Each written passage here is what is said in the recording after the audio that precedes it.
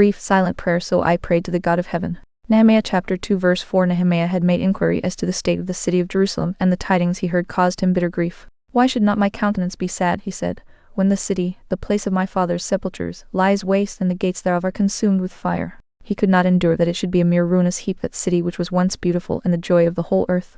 Laying the matter to heart, he did not begin to speak to other people about what they would do, nor did he draw up a wonderful scheme about what might be done if so many thousand people joined in the enterprise. No, it occurred to him that he should do something himself. This is just the way that practical men start a matter. The unpractical will plan, arrange, and speculate about what may be done, but the genuine, thoroughgoing lover of Zion puts this question to himself: what can you do? Nehemiah, what can you yourself do? Come, it has to be done, and you are the man that is to do it, at least, to do your share. What can you do? Coming so far, he resolved to set apart a time for prayer. It never left his thoughts for nearly 4 months. Day and night Jerusalem seemed written on his heart, as if the name was painted on his eyeballs. He could only see Jerusalem. When he slept, he dreamed about Jerusalem. When he woke, the first thought was, poor Jerusalem. And before he fell asleep again, his evening prayer was for the ruined walls of Jerusalem. The man of one thing, you know, is a terrible man, and when one single passion has absorbed the whole of his manhood, something will be sure to come of it. Depend upon that. The desire of his heart will develop into some open demonstration, especially if he talks the matter over with God in prayer. Something did come of this. Before long Nehemiah had an opportunity. Men of God, if you want to serve God and cannot find the propitious occasion, wait a while in prayer and your opportunity will break on your path like a sunbeam. There was never a true and valiant heart that failed to find a fitting sphere somewhere or other in God's service. Every diligent laborer is needed in some part of his vineyard. You may have to linger. You may seem as if you stood in the market idle because your master would not engage you. But wait there in prayer, and with your heart boiling over with a warm purpose or chance will come the hour will need its man, and if you are ready, you as a man, shall not be without your hour. God sent Nehemiah an opportunity. That opportunity came, 'tis true, in a way which he could not have expected. It came through his own sadness of heart. This matter preyed upon his mind till he began to look exceedingly unhappy. I cannot tell whether others noticed it, but the king whom he served, when he went into court with the royal goblet, noticed the distress on the cupbearer's countenance and said to him, "Why is your countenance sad, seeing you are not sick? This is nothing else but sorrow of heart." Nehemiah little knew that his prayer was making the occasion for him. The prayer was registering itself upon his face. His fasting was making its marks upon his visage, and, though he did not know it, he was, in that way, preparing the opportunity for himself when he went in before the king.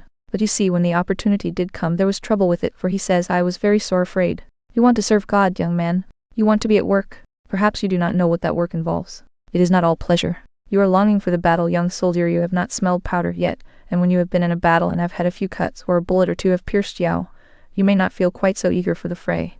Yet the courageous man sets those things aside, and is ready to serve his country or his sovereign. And so the courageous Christian puts all difficulty aside, and he is ready to serve his comrades and his God, cost what it may. What if Jerusalem for your servant who longs to promote it with all his heart? Thus have we traced Nehemiah up to the particular point where our text concerns him. The king Artaxerxes, having asked him why he was sad, he had an opportunity of telling him that the city of his fathers was a ruin. Thereupon the king asks him what he really wishes. By the manner of the question he would seem to imply an assurance that he means to help Nehemiah, and here we are somewhat surprised to find that instead of promptly answering the king, the answer is not given immediately. An incident occurs.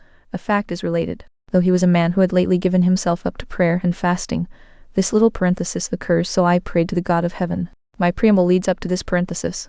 Upon this prayer I propose to preach. The fact that Nehemiah prayed challenges attention. He had been asked a question by his sovereign. The proper thing, you would suppose, was to answer it. Not so. Before he answered, he prayed to the God of heaven. I do not suppose the king noticed the pause. Probably the interval was not long enough to be noticed, but it was long enough for God to notice it, long enough for Nehemiah to have sought and have obtained guidance from God as to how to frame his answer to the king. Are you not surprised to find a man of God having time to pray to God between a question and an answer? Yet Nehemiah found that time. We are the more astonished at his praying because he was so evidently perturbed in mind, for according to the second verse, he was very afraid. When you are fluttered and put out, you may forget to pray.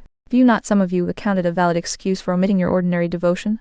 At least, if anyone had said to you, "You did not pray when you were about that business," you would have replied, "How could I?" There was a question that I was obliged to answer. I dared not hesitate. It was a king that asked it. I was in a state of confusion. I really was so distressed and terrified that I was not master of my own emotions. I hardly knew what I did. If I did not pray, surely the omission may be overlooked. I was in a state of wild alarm. Nehemiah, however, felt that if he was alarmed, it was a reason for praying, not for forgetting to pray. So habitually was he in communion with God, that as soon as he found himself in a dilemma, he flew away to God, just as the dove would fly to hide herself in the clefts of the rock. His prayer was the more remarkable on this occasion, because he must have felt very eager about his objective. The king asks him what it is he needs, and his whole heart is set upon building up Jerusalem. Are you not surprised that he did not at once say, O king, live forever? I long to build up Jerusalem's walls. Give me all the help you can? But no, eager as he was to pounce upon the desired objective, he withdraws his hand until it is said, So I prayed to the God of heaven.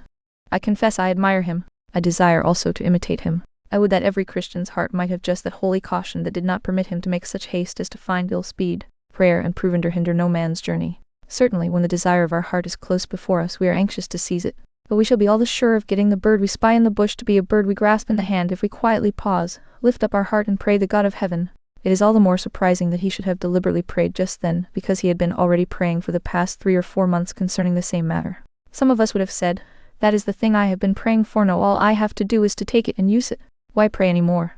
After all my midnight tears and daily cries, and setting myself apart by fasting to cry unto the God of heaven after such an anxious conference, surely at last the answer has come. What is to be done but to take the good that God provides me and rejoice in it? But no, you will always find that the man who has prayed much is the man who prays more. For unto everyone that has, shall be given, and he shall have abundance. If you do but know the sweet art of prayer, you are the man that will be often engaged in it. If you are familiar with the mercy seat, you will constantly visit it, for who that knows the power of prayer, but wishes to be often there? Although Nehemiah had been praying all this while, he nevertheless must offer another petition. So I prayed to the God of heaven. One thing more is worth remembering, namely that he was in a king's palace, and in the palace of a heathen king, too, and he was in the very act of handing up to the king a goblet of wine. He was fulfilling his part in the state festival, I doubt not, among the glare of lamps and the glitter of gold and silver. He was in the midst of princes and peers of the realm, or even if it were a private festival with the king and queen only, yet still men generally feel so impressed on such occasions with the responsibility of their high position that they are apt to forget prayer. But this devout Israelite, at such a time and in such a place, when he stands at the king's foot to hold up to him the golden goblet, refrains from answering the king's question until first he has prayed to the God of heaven. There are the facts, and I think that seems to prompt further inquiry. So we pass on to observe the manner of this prayer. Well, very briefly, it was what we call a brief prayer which, as it were, hurls a dart and then it is done. It was not the prayer which stands knocking at mercy's door, knock, knock, knock, but it was the concentration of many knocks into one. It was begun and completed, as it were, with one stroke. This brief prayer I desire to commend to you as among the very best forms of prayer. Notice how very short it must have been. It was introduced, slipped in, sandwiched in between the king's question and Nehemiah's answer. And as I have already said, I do not suppose it took up any time at all that was appreciable, scarcely a second. Most likely the king never observed any kind of pause or hesitation, for Nehemiah was in such a state of alarm at the question that I am persuaded he did not allow any demur or vacillation to appear. The prayer must have been offered like an electric flash, very rapidly indeed. In certain states of strong excitement, it is wonderful how much the mind gets through in a short time. You may perhaps have dreamed in your dream occupied to your idea an hour or two at the very least. Yet it is probable, no, I think certain, that all dreaming is done at the moment you awake. You never dreamed at all when you were asleep. It was just in that instant when you awoke that the whole of it went through your mind. As drowning men, when rescued and recovered, have been heard to say that while they were sinking they say the whole panorama of their lives passed before them in a few seconds, so the mind must be capable of accomplishing much in a brief space of time. Thus the prayer was presented like the blinking of an eye. It was done intuitively, yet it was done, and it proved to be a prayer that prevailed with God. We know also that it must have been a silent prayer, and not merely silent as to sounds but silent as to any outward signs, perfectly secret.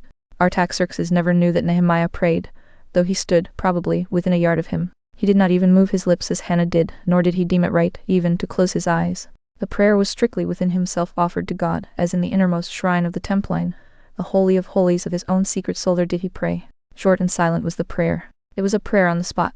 He did not go to his chamber, as Daniel did, and open the window. Daniel was right, but this was a different occasion.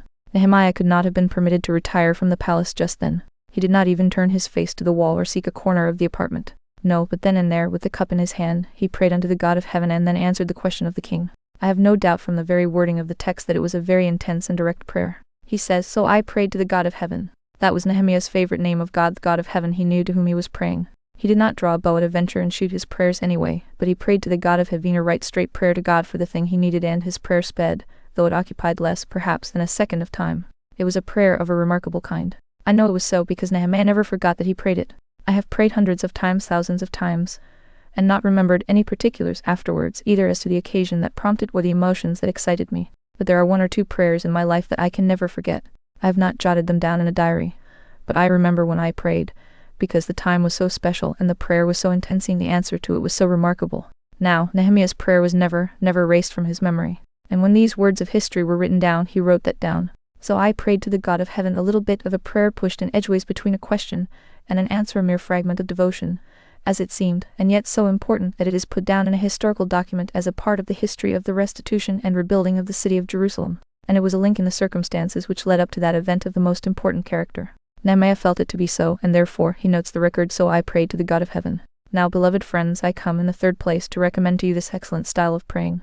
I shall speak mainly to the children of God, to you that have faith in God. I beg you often, no, I would ask you always to use this method of brief, silent prayer. And I would to God also that some here who have never prayed before would offer a brief, silent prayer to the God of heaven before they leave this house. At a short but fervent petition, something like that of the publican in the temple, might go up from you: God, be merciful to me, a sinner. To deal with this matter practically, then, it is the duty and privilege of every Christian to have set times of prayer. I cannot understand a man's keeping up the vitality of godliness unless he regularly retires for prayer, morning and evening at the very least. Daniel prayed 3 times a day, and David says, 7 times a day will I praise you. It is good for your hearts, good for your memory, good for your moral consistency that you should hedge about certain portions of time and say, these belong to God. I shall do business with God at such a time, and try to be as punctual to my hours with him as I should be if I made an engagement to meet a friend. When Sir Thomas Abney was Lord Mayor of London, the banquet somewhat troubled him, for Sir Thomas always had prayer with his family at a certain time. The difficulty was how to leave the banquet to keep up family devotion.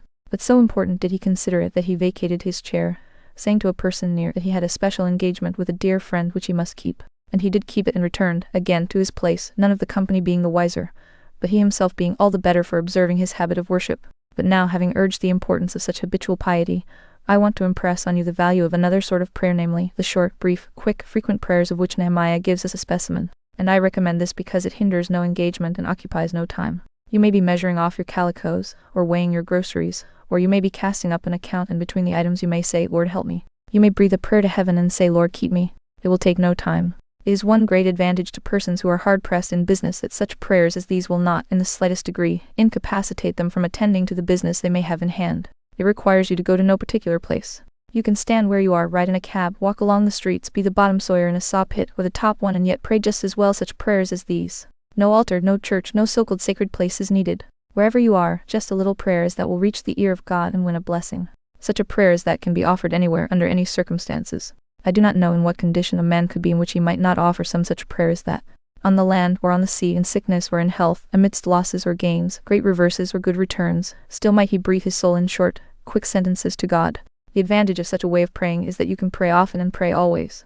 If you must prolong your prayer for a quarter of an hour, you might possibly be unable to spare the time, but if it only needs a quarter of a minute, why then, it may come again and again and again and again 100 times a day. The habit of prayer is blessed, but the spirit of prayer is better. And the spirit of prayer it is which is the mother of these brief, silent prayers, and therefore do I like them, because she is a plentiful mother. Many times in a day may we speak with the Lord our God. Such prayer may be suggested by all sorts of surroundings.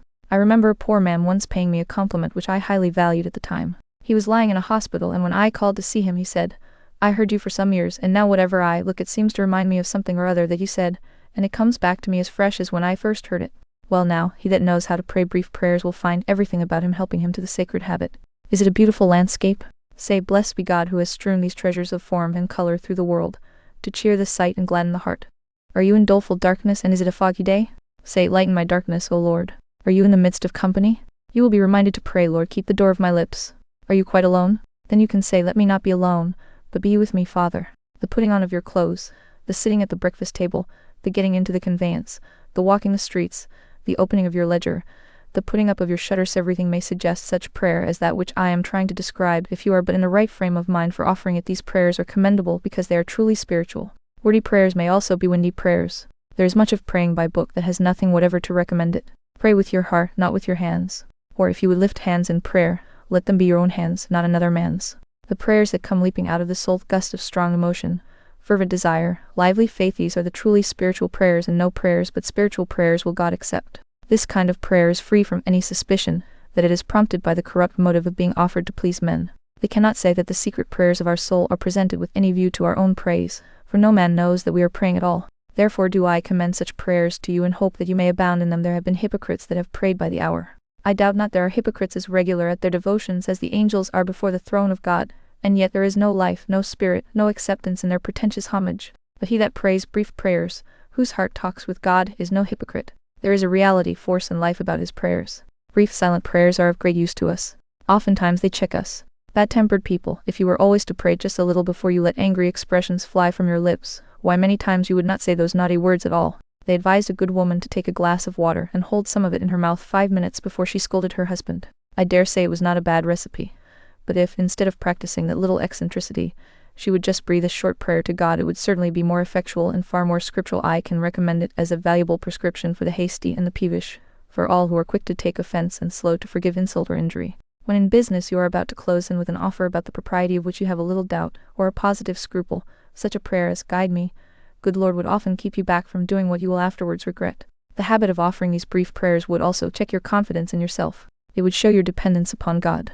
It would keep you from getting worldly. It would be like sweet perfume burnt in the chamber of your soul to keep away the fever of the world from your heart. Besides, this type of prayers actually bring us blessings from heaven. Brief prayers, as in the case of Eliezer, the servant of Abraham, as in the case of Jacob when he said, "Even in dying, I have waited for your salvation, O God." Prayers such as Moses offered when we do not read that he prayed at all, and yet God said to him, "Why cry you unto me?" And brief prayers such as David frequently presented, these were all successful with the Most High. Therefore abound in them, for God loves to encourage and to answer them. I might thus keep on recommending brief prayer, but I will say only one more thing in its favor. I believe it is very suitable to some persons of a peculiar temperament who could not pray for a long time to save their lives. Their minds are rapid and quick. While time is not an element in the business, God does not hear us because of the length of our prayer, but because of the sincerity of it. Prayer is not to be measured by the yard, nor weighed by the pound. It is the might and force of it, truth and reality of it, energy and the intensity of it. You that are either of so little a mind, or of so quick a mind that you cannot use many words or continue long to think of one thing, it should be to your comfort that brief prayers are acceptable, and it may be, dear friend, that you are in a condition of body in which you cannot pray any other way. A headache such as some people are frequently affected with the major part of their lives, a state of body which only the physician can explain to you, might prevent the mind from concentrating itself long upon one subject. Then it is refreshing to be able again and again and again 50 or 100 times a day to address oneself to God in short, quick sentences, the soul being all on fire. This is a blessed style of praying. Now, I conclude by mentioning a few of the times when I think we ought to resort to this practice of brief prayer. Mr. Rowland Hill was a remarkable man for the depth of his piety, but when I asked at Wotton under Edge for his study, though I rather pressed the question, I did not obtain a satisfactory reply. At length the good minister said, "The fact is, we never found any. Mr. Hill used to study in the garden, in the parlor, in the bedroom, in the streets, in the woods, anywhere. But where did he retire for prayer? They said they supposed it was in his chamber, but that he was always praying, that it did not matter where he was, the good old man was always praying.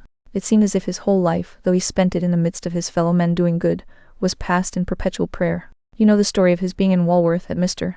George Clayton's chapel, and of his being seen in the aisles after everybody was gone, while he was waiting for his coachman. There was the old man toddling up and down the aisles, and as someone listened, he heard him singing to himself, "And when I shall die, receive me, I'll cry, for Jesus has loved me. I cannot tell why, but this thing I find, we two are so joined, he won't be in heaven and leave me behind." And with such rhymes and ditties and choice words, he would occupy every moment of his life. He has been known to stand in the black friar's robe with his hands under his coat tails, looking in a shop window, and if you listened you might soon perceive that he was breathing out his soul before God. He had got into a constant state of prayer. I believe it is the best condition in which a man can be, praying always, praying without ceasing, always drawing near to God with these brief prayers. But if I must give you a selection of suitable times, I should mention such as these. Whenever you have a great joy, cry, "Lord, make this a real blessing to me." Do not exclaim with others, "Am I not a lucky fellow?" But say, "Lord, give me more grace and more gratitude, now that you do multiply your favors." When you have got any arduous undertaking on hand, or a heavy piece of business, do not touch it till you have breathed your soul out in a short prayer. When you have a difficulty before you and you are seriously perplexed, when business has got into a tangle, or a confession which you cannot unravel or arrange, breathe a prayer. It need not occupy a minute, but it is wonderful how many snarls come loose after just a word of prayer. Are the children particularly troublesome to you, good woman? Do you seem as if your patience was almost worn out with the worry and harassment? Now for a brief prayer. You will manage them all the better, and you will bear with their naughty tempers all the more quietly. At any rate, your own mind will be the less ruffled. Do you think that there is a temptation before you? Do you begin to suspect that somebody is plotting against you? Now for a prayer.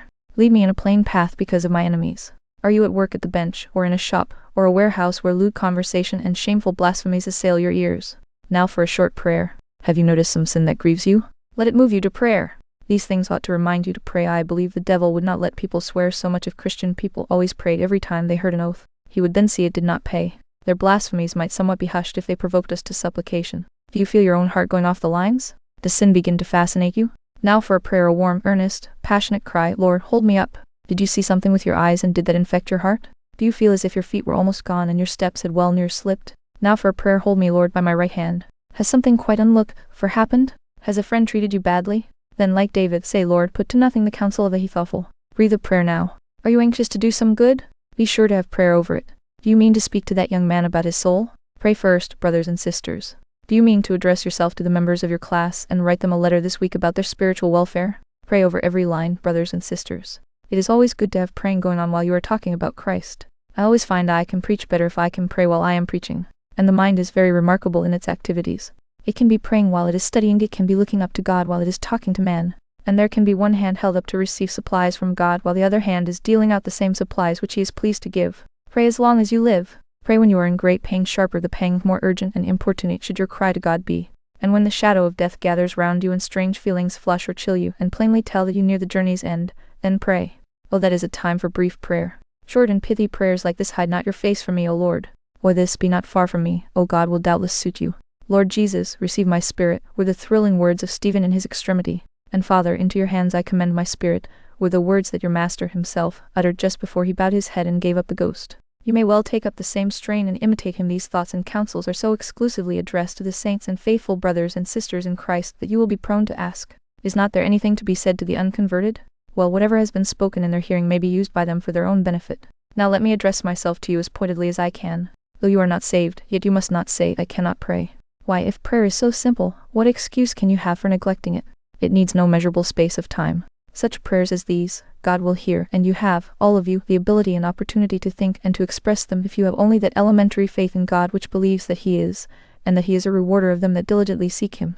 Cornelius had, I suppose, got about as far as this when he was admonished by the angel to send for Peter, who preached to him peace by Jesus Christ to the conversion of his soul. Is there such a strange being in the tabernacle as a man or woman that never prays? How shall I expostulate with you? May I steal a passage from a living poet who, though he has contributed nothing to our hymn books, hums a note so suited to my purpose and so pleasant to my ear that I like to quote it: more things are worked by prayer than this world dreams of, therefore let your voice rise like a fountain, flowing night and day. For what are men better than sheep or goats, that nourish a blind life within the brain, if knowing God, they lift not hands of prayer, both for themselves and those who call them friend? For so the whole round world is every way bound by gold chains about the feet of God.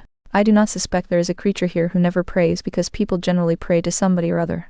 The man that never prays to God such prayers as he ought, prays to God such prayers as he ought not. It is an awful thing when a man asks God to damn him, and yet there are persons that do that. Suppose he were to hear you? He is a prayer-hearing God. If I address one profane swear here, I would like to put this matter clearly to him. Would the Almighty to hear you?